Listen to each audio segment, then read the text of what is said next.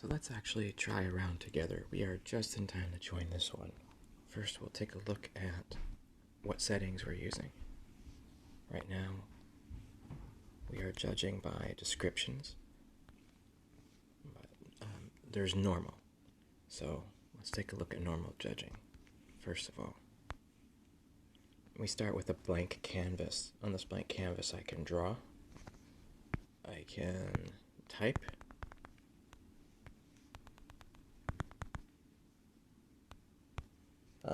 Or I can choose to use a separate piece of paper and just make my summaries here. It all depends on what style somebody is working.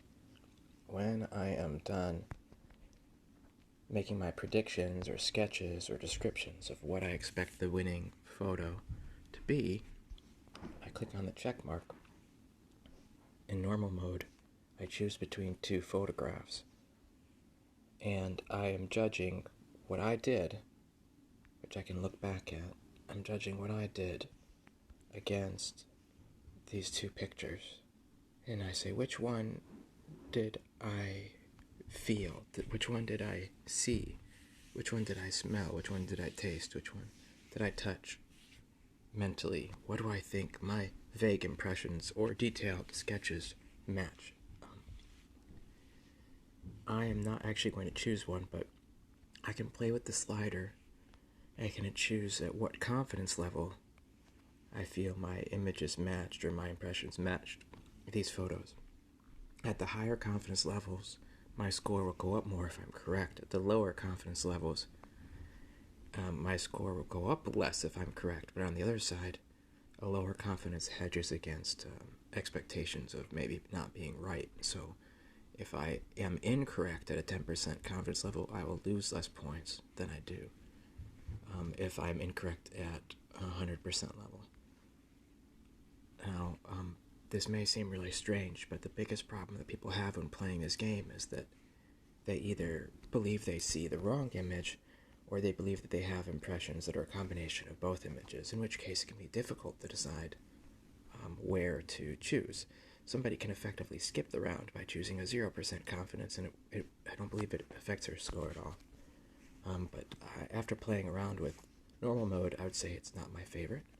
Let's take a look at what other ones might look like. I can go back into my account and change my judging type. If I choose independent jury, it will be identical in the process, except I won't choose which photo or confidence level an anonymous stranger, another player, or players from the app will choose, and they'll assign the confidence level and choose which photo my session most closely matches. I personally don't like leaving it up into somebody else's hands. That is how the quote-unquote professional remote viewers tend to do it. They tend to let somebody else independently analyze and judge their sessions. Maybe I'm just not advanced enough of a remote viewer, and I prefer to stay within my own head and match the vague impressions that I've had against the different photo alternatives. Rate tags is interesting. I've tried it. I'm not super fond of it, but let's take a look. So here is my garbage session. I did not really do a session today, okay? This was not me trying. This was just me demonstrating features.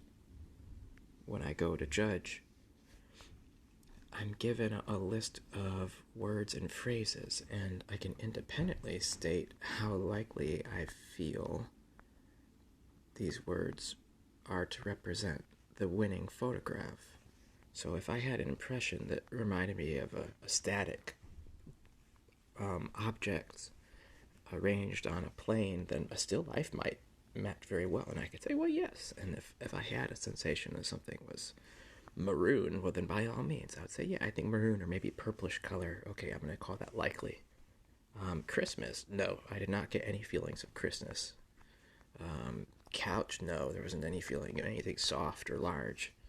So you can go down this list and set these sliders in different degrees, and then at the end, you can choose an overall confidence level of how accurate those selections are, and then the system does some math that's a little bit obscure to me, and will sort of make your wager for you based on the two photo choices. This is a way that you don't actually see the photo choices, and nobody actually sees the photo choices until you find out which one is correct. And some might say that this would help you to better stay neutral and get less of a blending between photo choices, or less likely to choose the wrong photo choice. That isn't borne out in the data of the app yet, but it's a possibility, so it's something you can try and see if it works best for you. I find that the tags are a little bit still too specific for me.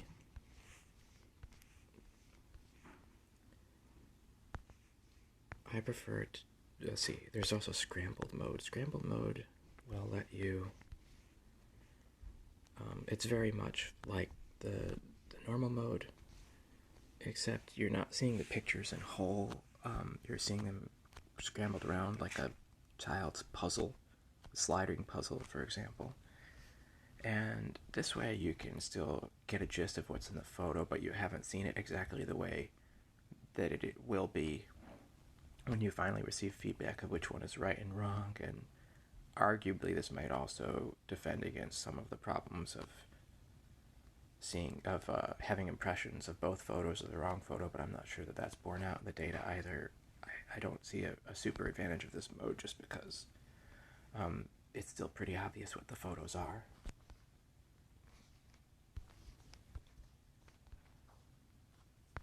Here's my personal favorite. It's the descriptions mode.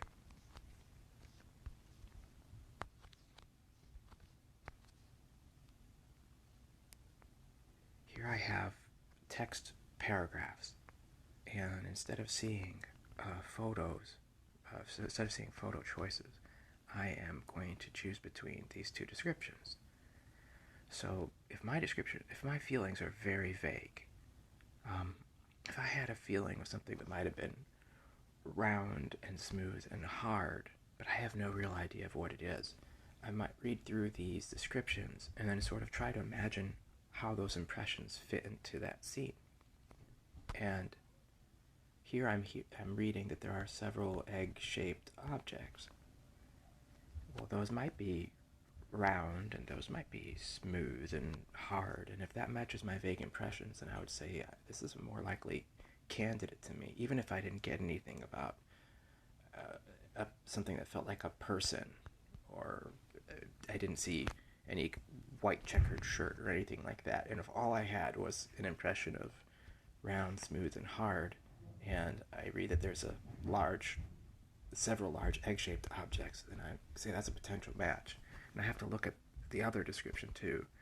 Here we have a plant, and there's a part that's circular, that's kind of like round, and there's dots within circles, but the plants are not known for really being hard, okay? Maybe smooth in parts, but if I have a feeling that round, smooth, and hard are all associated with the same thing, I don't think there's an object in this description of a plant that contains those elements together. And so I would be more likely to choose the top description, where it says there are several egg-shaped objects. And I again can choose a slider for how confident I am to make my match. I tend to go all the way in. After some playing around with the game, I tend to go all the way in and just say, if I feel this is it, I'm going to go with my impression, my instinct, and commit to it, rather than hedging my bets. And then if I hedge my bet and find out that I'm right, I don't get as many points as I'd like. And if I hedge my bets and find out I'm wrong, I'm just a little bored by it. So I tend to go all in on this. So this is what a remote viewing tournament session would look like. Again, I had just done this one as an example. I don't really have a good way right now to do a session inside the app because I've already used it, but maybe I can try something else. First of all, let's see.